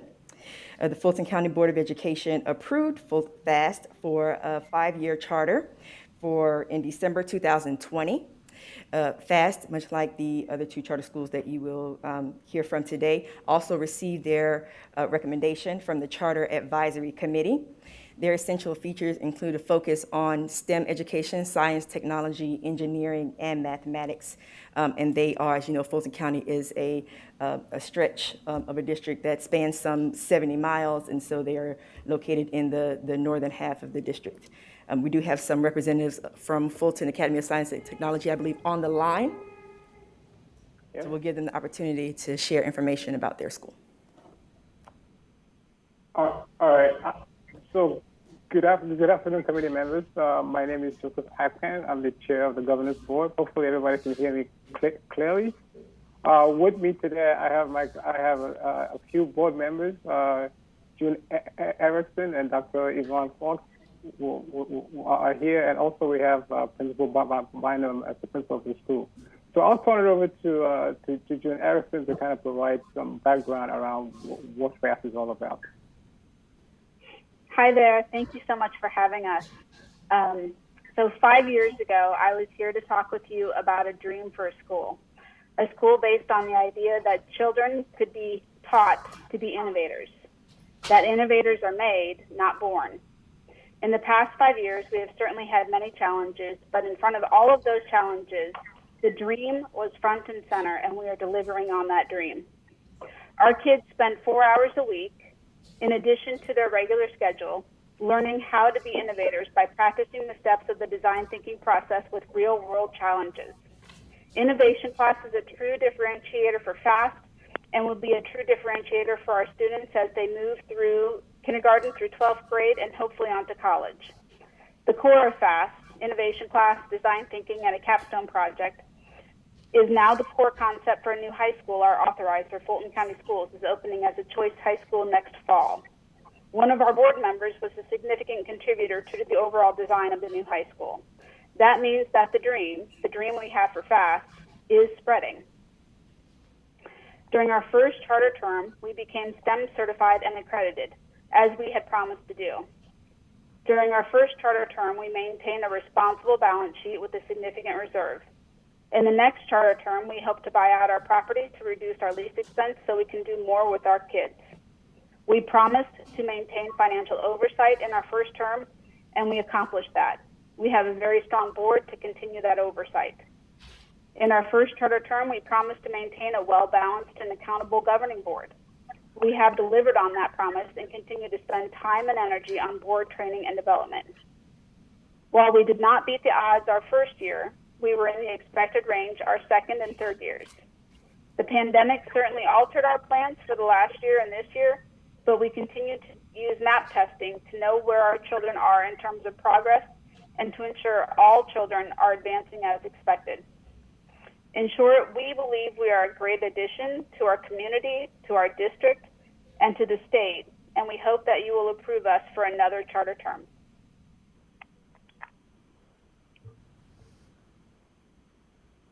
Do you have any questions for us? Thank you. Committee members, any questions for the authorizers or for Dr. Taylor? I also believe Fulton County Schools is on the line if they have something they wish to say as well. And the liaison is on the line. The liaison on the line, would you like to speak? Andrea? Sorry, my mic was muted. Good afternoon, everyone. Fulton County Schools is pleased to continue to have this partnership with FAST and to have it reside in our school district. They've been a great addition to our charter school portfolio. Thank you so much. Committee members, any questions? I visited the school. I'm good. Well, as you see, this petition has been recommended for renewal by the local board and the Charter Advisory Committee, and it comes with a recommendation from staff. If I don't hear any dissent or disagreement, we'll add this to the consent agenda for tomorrow's committee of the whole meeting. All right. Hearing none, we'll add it to the consent agenda. All right. Again, I want to say thank you to the board. I think we're all excited about the news. Thanks. Thank you. Thank you. Mr. Chairman, just to let you know, Mr. Royal is on the teams. He's on this. Yes, he's accessed now. Okay, so Mike, Mike Royal, are you with us now? I am. I'm muted.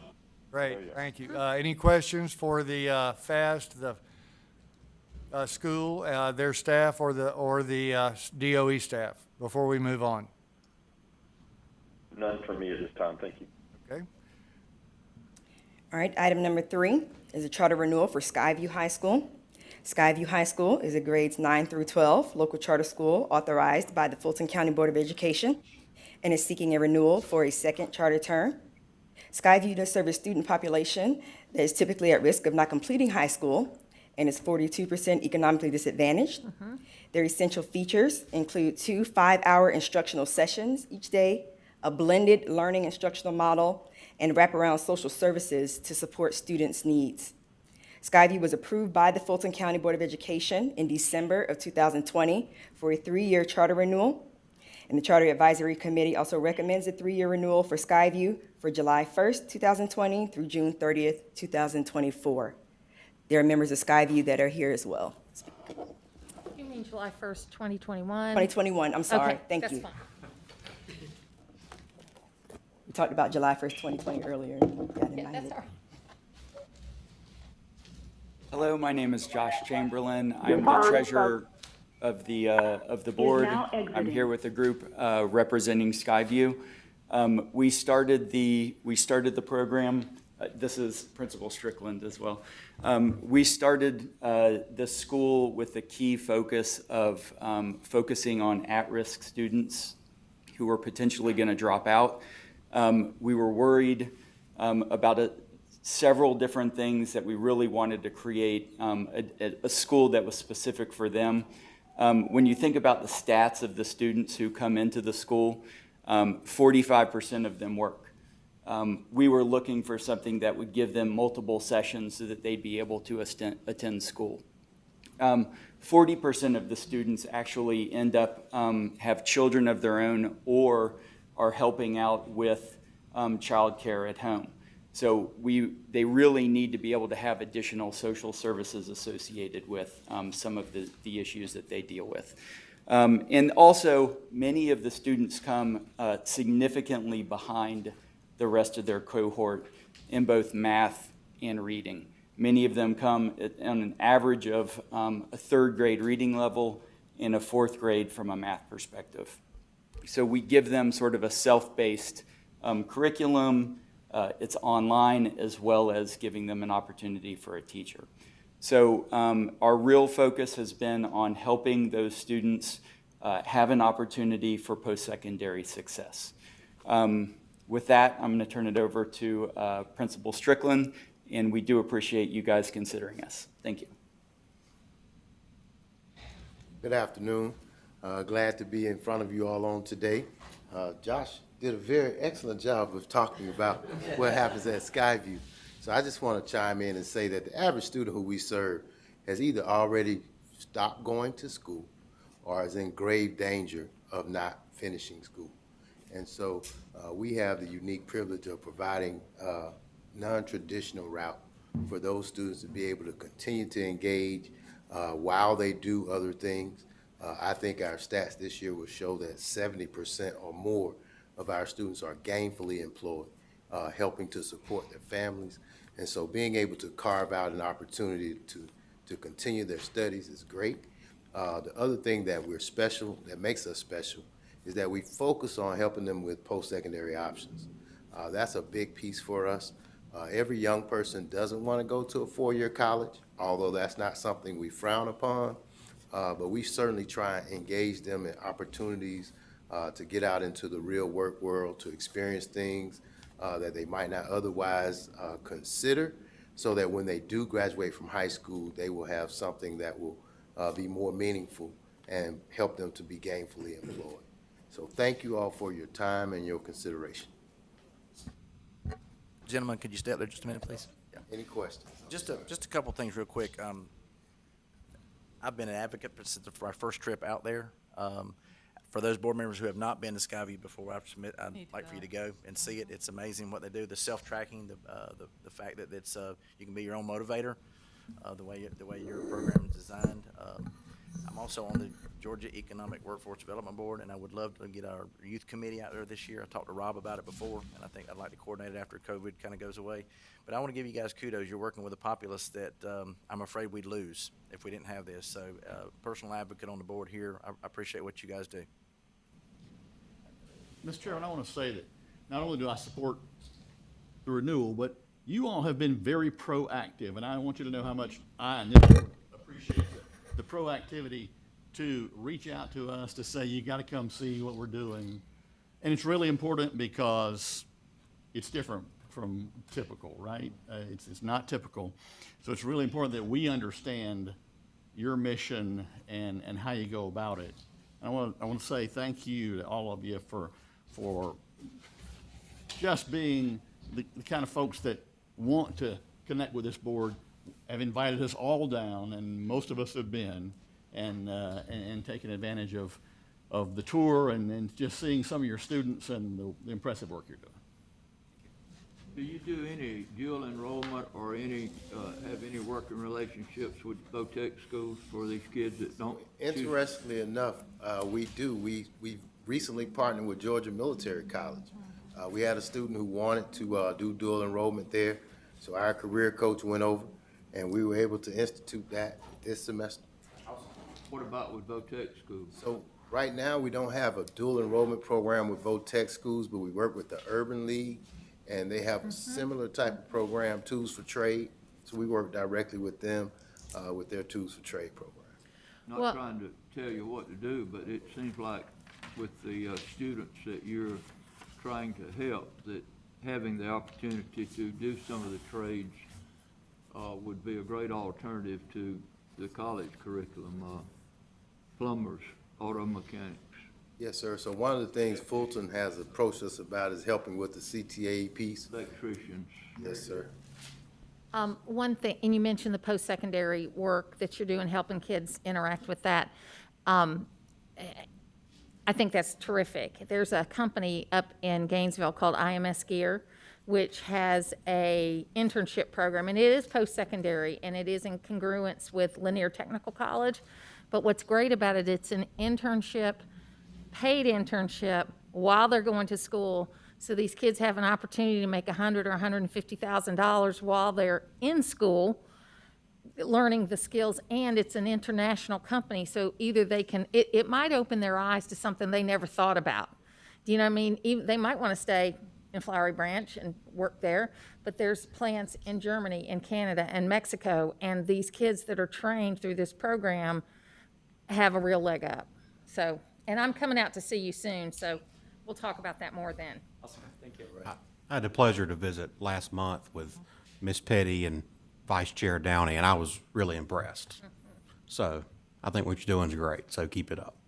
I really appreciate all that you guys are doing, and when we had an opportunity to come and visit and got to talk to some of the students and see some of the things they're doing, I just wanted to find out from you, how has this COVID shutdown affected what you're doing there? I mean, a lot of things that you're, well, just about most of the things that you're doing are online. Has that affected you at all, or in what way? So prior to COVID, our students had to come to school to do their APEX curriculum. That was a big part of our program. So with COVID, quite naturally, we flipped the switch, and students are able to work at home. So that's affected us in that. The great thing is, like I said, I believe the statistics will show that 70% of them or more are working full-time. And so it allows them that flexibility that was always a part of our model. So we've been able to work around that by just being flexible. That's good. That's good. I'm just glad that they continue with the program regardless, and that's wonderful, the flexibility that you have to do that. thank you for what you do. I appreciate it. Any other comments or questions? Mike, are you on the line? I am. No, the other members have categorized this awesome. I appreciate the work they're doing. Well, as all of you know, this petition was approved by the Fulton County Board of Education in December for a 3-year renewal and was also approved by the Charter Advisory Committee and comes to us with a staff recommendation for approval. Any objection to adding it to the consent agenda for tomorrow's meeting? All right. Item number 4 is State Charter Schools Commission appointment. The State Charter Schools Commission has 2 commission vacancies with the expired term of Commissioner Carmen Dill and Commissioner Hunter Hill, who were previously nominated by the governor. The commission members were appointed by the State Board of Education in accordance with Official Code of Georgia Annotated, Section 20-2-2082B, from nominations received from the governor, lieutenant governor, and Speaker of the House. In accordance with law, Governor Kemp seeks to reappoint Hunter Hill for another term, and he submitted 2 nominations to replace Carmen Dill. So it's recommended that the State Board reappoint Hunter Hill for another term and approve the appointment of Dr. T. Fitz Johnson to the State Charter Schools Commission. And the Executive Director of the Commission, Lauren Holcomb, is here as well. You have any questions? Any questions for Dr. Taylor? Did you say Fitz Johnson? Yes. Okay. Comments? Any objection to adding this to the consent agenda for tomorrow's meeting? Hearing none, we'll add it to the consent agenda. That completes our work for today. I want to thank you for being here. I want to thank the petitioners for their attendance, and most importantly, I want to thank you for the work you're doing with our students. And if I may, Dr. Desjardins, I'd like to recognize some guests we have for the Please Charter do. Committee in the room. We have, as I mentioned, Ms. Lauren Holcomb, who is the Executive Director of the State Charter Schools Commission. We have Dr. Bonnie Holliday, who is the Vice President of Policy with the Georgia Charter Schools Association. I'd also like to recognize our charter staff. We have our Director, Mr. Alan Mueller, as well as our Division Attorney, Mr. Shauna Hill. Great. Glad to have you here. Any other comments or questions from the committee? Dr. Taylor, are we good? All good. All right, then I'll make I'd just make like a to say motion. thank you for getting this started again. Appreciate that. What was that? Thank you for getting the Flexibility and Charter Committee back together. We appreciate that. And I mentioned this during the last board meeting, but one of the things I did is that I took a look at all of the important work that was done by the committees previously. And I read each and every one of the meeting notes that have been held and everything like that. And, I think this is just a very important initiative. We all know that there's a lot of renewals that'll be coming before us. And one of the biggest challenges, I think, is taking a look at how accountability factors into the renewal process given the pandemic. It's going to be an interesting element for us to consider going forward. But thank you. Mr. Chair. Yes, sir. Just a quick thought yesterday. Tiffany and I were in the House Committee meeting yesterday afternoon, and they discussed the 3 foothills, coastal plains, and Mountain Ed. Mountain Ed. Yeah. Does anybody, I guess, on the budget committee or anybody know anything about because they're talking about the funding, where 3 years for one of them and 2 years for the other 2, or is it 2 years for all 3 of them the funding is going to be? I think those details might be better. You want to share some of the details? Lauren can explain better for those particular schools, they're state charter schools right now. I'll put you on the spot, but just a little update, because it was pretty challenging to me yesterday because of coastal plains being all in my area. So. The bill has not passed yet, but this bill, as proposed, it's Senate bill. Come up. What's the number of the bill? 153. Yep, it's Senate Bill 153. It has not passed yet, but this bill is looking at 3 state charter schools that are under our authorization right now.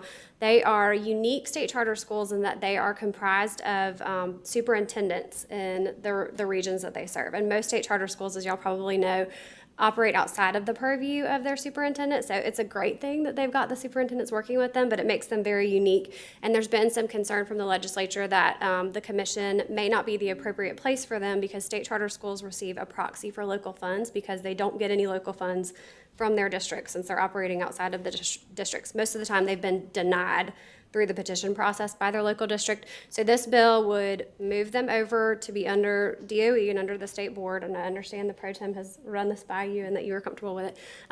It would keep their funding the way that it is through the end of their charter contract. So 2 of them have 2 more years on their contract. 1 of them has 3 more years on their contract, and at the conclusion of their contracts, the intent is to make them more locally governed schools since they are currently governed by their superintendents. And then the funding is, we're not quite sure what's going to happen with the funding yet. The intent is certainly for them to be some local contributions as well, but the General Assembly is going to study it over the next couple of years. I know in the discussions yesterday in the House meeting, there were talking about the different counties or the different entities that are involved in it all sharing the load. And it was interesting. I just sort of thought about that, how that be on a pro rata per student. I mean, that could get, your funding could be very fluctuating every year depending on your ratios. So where's that standing right now in the Senate as far as? So it's passed House Ed Committee today, so it'll go to the House floor probably this week. And It's a study committee. It's a study committee? it's a bill with a study piece attached to it. So the legislature will be studying it. So basically, nothing permanent is happening to the schools right now. Everybody's gonna put their heads together and see, because we all agree that good things are happening for kids in these schools, but there are lots of other districts around the state that want to access it too, and the funding and the model are not sustainable the way that it is right now. So we want to come up with a model where everybody can benefit from it.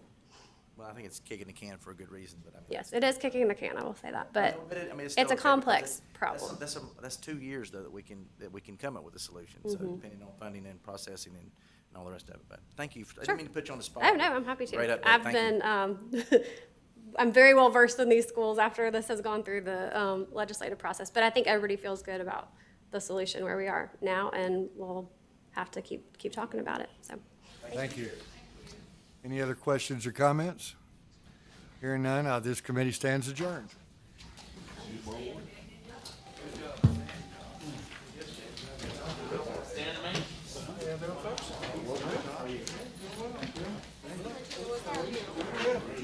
I was treating well.